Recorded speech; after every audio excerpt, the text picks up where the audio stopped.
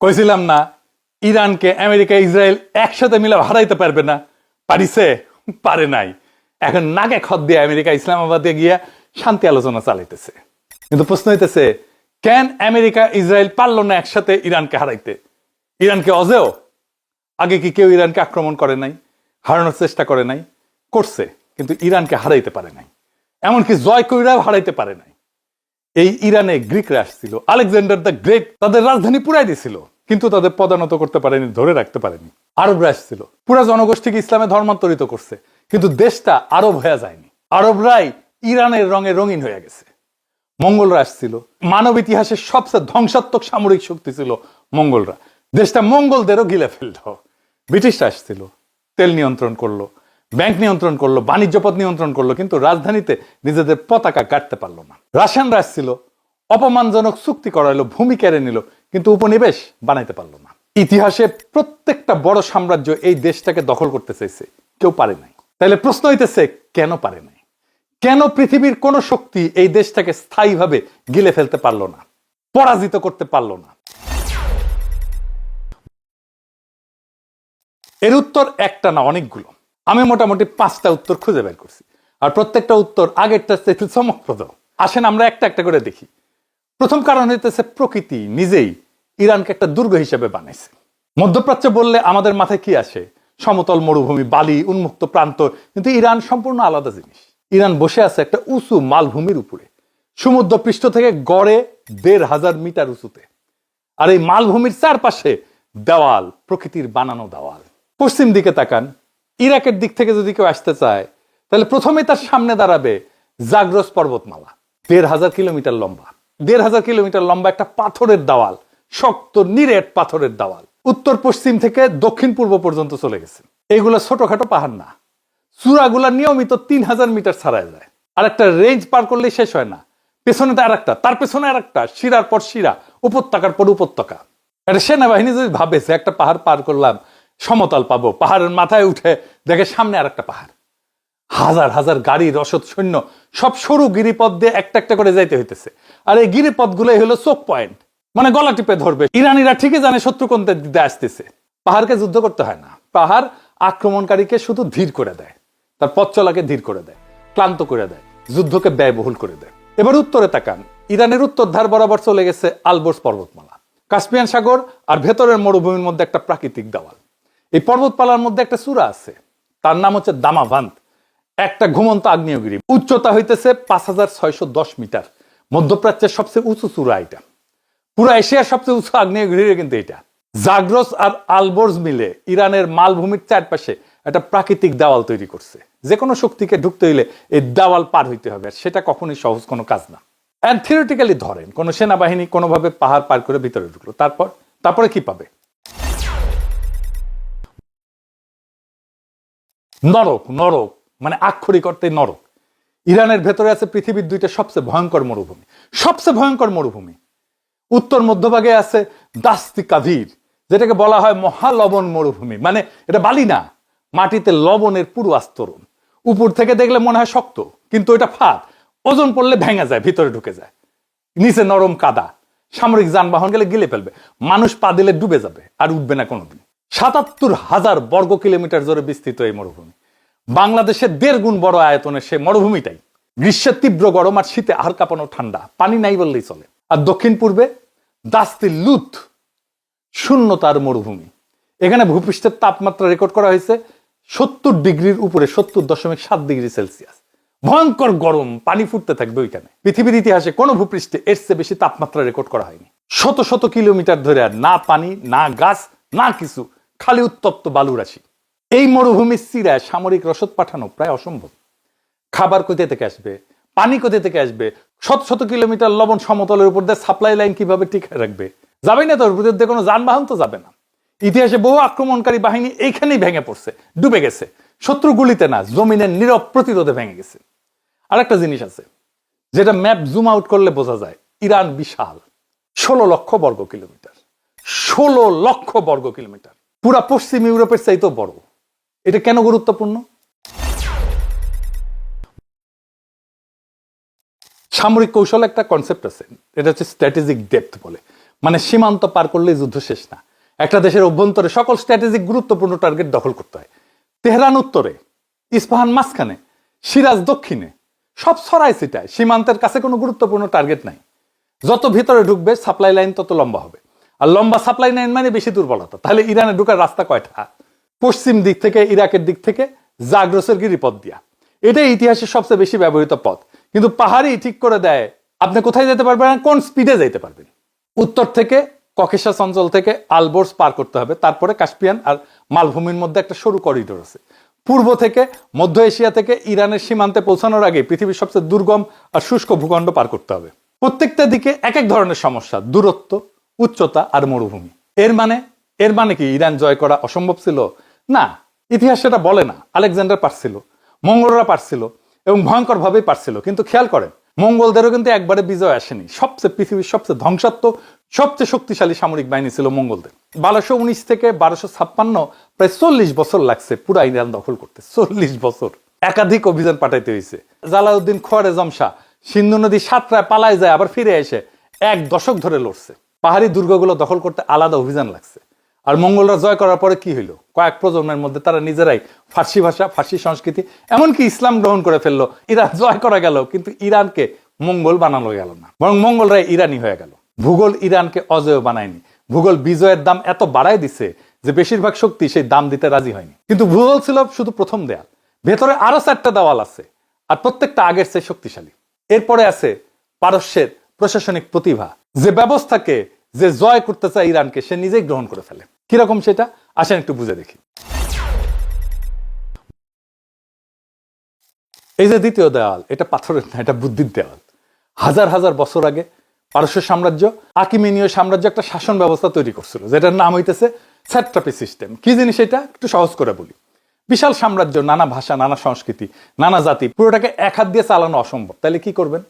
প্রদেশে প্রদেশে স্থানীয় গভর্নর বসাবেন, তারা স্থানীয় সংস্কৃতি অনুযায়ী চালাবে, কিন্তু সবাই কেন্দ্রীয় কাঠামোর মধ্যে থাকবে। স্থানীয় রীতিনীতি দমন করার দরকার নেই, শুধু আনুগত্য নিশ্চিত করা। ঠিক একই রকম ডিসেন্ট্রালাইজড কাঠামো এখনো বজায় আছে ইরানে, এবং সেই জন্যই তার সামরিক বাহিনীও ডিসেন্ট্রালাইজড। একটা কমান্ড সেন্টার না, পৃথিবীর মধ্যে এটা অভাবনীয়। এটা কেন গুরুত্বপূর্ণ? কারণ এটাই প্রমাণ করে ইরানকে জয় করা আর ইরানকে শাসন করা দুইটা আলাদা জিনিস। 330 খ্রিস্টপূর্বে আলেকজান্ডার দ্য গ্রেট পারস্য জয় করছিল। তিনি কি করলেন? পারস্যের শাসন ব্যবস্থা ভেঙে কি মেসিডোনিয়ার শাসন ব্যবস্থা চাপাই দিয়েছিলেন? না, তিনি স্যাট্রাপি সিস্টেম রেখে দিলেন। পারস্যের রাজ্যসভার আচার অনুষ্ঠান গ্রহণ করলেন, পারস্যের রাজকীয় পোশাক পরলেন, এবং পারস্যের নারীদেরকে বিয়েও করলেন। কারণ কইরা তিনি দুলাভাই হয়ে গেলেন পারস্যের। কেন? কারণ তিনি বুঝছিলেন পারস্যের ব্যবস্থা মেসিডোনিয়ার যে কোনো কিছু চাইতে উন্নত। তাহলে আসলে কি হইল? আলেকজান্ডার পারস্য জয় করলেন, নাকি পারস্য আলেকজান্ডারকে গিলে ফেললো? 323 খ্রিস্টপূর্বে আলেকজান্ডার মারা গেলেন, তার সাম্রাজ্য ভেঙে টুকরা টুকরা হয়ে গেল। ইরান গেল সেলুসিড বংশের হাতে। গ্রিক শাসক পারস্যের জনগণকে শাসন করতেছে। 200 বছরের মধ্যে কি হইলো?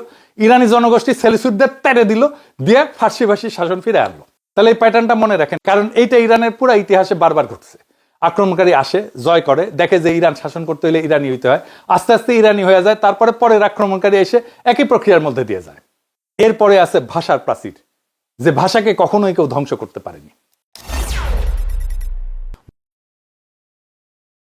ফার্সি ভাষা পৃথিবীর প্রাচীনতম কথিত ভাষাগুলোর একটা। এই ভাষা ইরানকে এমন একটা ঢাল দিছে, যে কোনো ঔপনিবেশিক শক্তি এটা ভেদ করতে পারেনি। 7ম শতকে আরব সেনাবাহিনী ইরান জয় করলো, সাথে নিয়ে আসলো আরবি ভাষা, কোরআনের ভাষা, ব্যবসার ভাষা, প্রশাসনের ভাষা।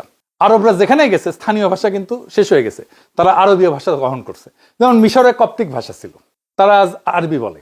ইরাক, সিরিয়া, উত্তর আফ্রিকা সব আরবি ভাষী হয়ে গেছে। ইরান কিন্তু বিচিত্র। ইরান ইসলাম গ্রহণ করলো, ফার্সি লেখার জন্য আরবি হরফ নিল, কিন্তু ভাষা ফার্সি রয়ে গেল। আর তারপর একটা ঘটনা ঘটলো, যেটা ইরানি সভ্যতার মেরুদণ্ড হয়ে আছে আজও। 1000 খ্রিস্টাব্দের দিকে ফেরদৌসি নামে একজন কবি আসছিলেন, এক মহাকাব্য লিখলেন, শাহনামা। জানেন না এটা? শাহনামা মহাকাব্য, সৌরভ রুস্তমের সেই কাব্য, 60,000 পংক্তি, 35 বছর লাগছিল এটা লিখতে। ইরানি সভ্যতার সম্পূর্ণ কাহিনী ফার্সি ভাষায়। আর ফেরদৌসি ইচ্ছা করে আরবি শব্দ যতটা সম্ভব কম ব্যবহার করছিলেন। তিনি একটা সুনির্দিষ্ট বার্তা দিছিলেন যে আমরা ইরানি, ইসলামের আগেও ইরানি ছিলাম, ইসলামের পরেও ইরানিই থাকবো। আজও কিন্তু ইরানের স্কুলে বাচ্চারা শাহনামা পড়ে, মুখস্থ করে। 1000 বছর আগের কবিতা এখনো জীবিত, জীবন্ত। ফার্সি ভাষা একটা দেওয়াল হয়ে দাঁড়াইলো। আপনি ইরানকে সামরিকভাবে জয় করতে পারেন, সম্পদ লুট করতে পারবেন, কিন্তু জনগণকে শাসন করতে হইলে ফার্সি ভাষা বলতে হবে। আর যখনই আপনি ফার্সি ভাষা বলতে শুরু করবেন, আপনি এত সমৃদ্ধ, এত প্রাচীন একটা সাংস্কৃতিক জগতে ঢুকে পড়বেন যে সেটা আপনাকে গিলে ফেলবে। আপনি তাকে গিলে ফেলতে পারবেন না। আমেরিকানরা ইরান দখল করলে ওই ফার্সিতেই কথা বলতে হবে, উপায় নাই, উপায় নাই। গোলাম হোসেন। এরপর হচ্ছে আরেক প্রতিষ্ঠান যা একটা সাম্রাজ্যকে হারাই দিল একটা গুলি না ছুড়ে। কি ঘটছিল সেটা? এটা হইতেছে ইরানের ধর্মীয় প্রতিষ্ঠানের সাংগঠনিক শক্তি। 1891 সাল ইরানের সরকার ব্রিটিশ ইম্পেরিয়াল টোবাকো কর্পোরেশনকে একটা চুক্তি দিল, ইরানের সমস্ত তামাকের উপরে পূর্ণ একচেটিয়া অধিকার। মানে কি, ইরানের কৃষক তামাক ফলাবে, কিন্তু বিক্রি করতে হবে যে দাম কোম্পানি বলবে সেই দামে। ইরানের ব্যবসায়ী তামাক কিনবে, কিন্তু কিনতে হবে ব্রিটিশ কোম্পানির কাছ থেকে যেই দাম কোম্পানি চাইবে সেই দামে। মানে কৃষক বেচবে সেই দামে যেই দাম কোম্পানি দিতে চায়, আর কোম্পানি বেচবে সেই দামে যেই দাম কোম্পানি চায়। বুঝছেন? দুই দিক থেকে কাটছে, যেতেও কাটে আসতেও কাটে। ব্রিটিশরা ভাবছিল ব্যাস আর একটা ব্যবসায়িক চুক্তি, ভারতে যেমন করছি এখানেও তেমন হবে। তারপর যেটা ঘটলো সেটা ব্রিটিশরা কল্পনাও করেনি। কি ঘটলো? গ্র্যান্ড আয়াতুল্লাহ মির্জা হাসান সিরাজি, শিয়া মুসলিম বিশ্বের অন্যতম সর্বোচ্চ ধর্মীয় পণ্ডিত, একটা ফতোয়া জারি করলেন। ফতোয়া বললেন তামাক ব্যবহার করা ইমানের বিরুদ্ধে যুদ্ধের সমান, যে মুসলমান ধূমপান করবে সে গুনাহ করবে। ব্যাস কাম হয়ে গেল। ইরানের জনগণ রাতারাতি ধূমপান বন্ধ করে দিল। ওরা কিন্তু হুক্কা খায়, ভালোই বিড়ি খায়, মহিলারাও খায় কিন্তু সিগারেট। তারপরেও তামাকের পাইপ ভাঙা শুরু হইলো। হুক্কা, যেটা ইরানি সামাজিক জীবনের কেন্দ্রবিন্দু ছিল, প্রকাশ্যে গুড়া করে করা হইলো। শাহের নিজের প্রাসাদে, সম্রাটের নিজের প্রাসাদে তার স্ত্রীরা তামাক পরিবেশন করতো। তারা অস্বীকার করলো যে না, আমরা সম্রাটকে তামাক পরিবেশন করব। নিজের বউ, সম্রাটের বউ সম্রাটকে তামাক দিতেছে না। শাহের নিজের ঘরও ফতোয়া মেনে চললো। কয়েক মাসের মধ্যে এই ব্রিটিশ প্রথা বাতিল হয়ে গেল। এই ঘটনা কেন অসাধারণ? কারণ একটাও গুলি ছড়া হয়নি, সম্পূর্ণ অহিংস। জনগণ শুধু পণ্যটা ব্যবহার করা বন্ধ করছে। এই একই কাজ কিন্তু আমরা করছিলাম হাসিনা আমলে ভারতীয় পণ্য বয়কট আন্দোলন করে। ইরানের তামাকের এই বয়কটটা সংগঠিত হয়েছিল ধর্মীয় নেটওয়ার্কের মাধ্যমে, যেটা রাষ্ট্র থেকে সম্পূর্ণ স্বাধীন ছিল। সরকার চাইলেও এই বয়কট থামাইতে পারত না। আর এটা প্রমাণ করলো যে ইরানি নাগরিক সমাজ এমন সাংগঠনিক ক্ষমতা আছে যে কোনো আনুষ্ঠানিক রাজনৈতিক দল বা সংসদ ছাড়াই একটা ব্রিটিশ অর্থনৈতিক কনসেশন পরাজিত করতে পারে। এই তামাক বৃদ্ধি হইল একটা টেমপ্লেট।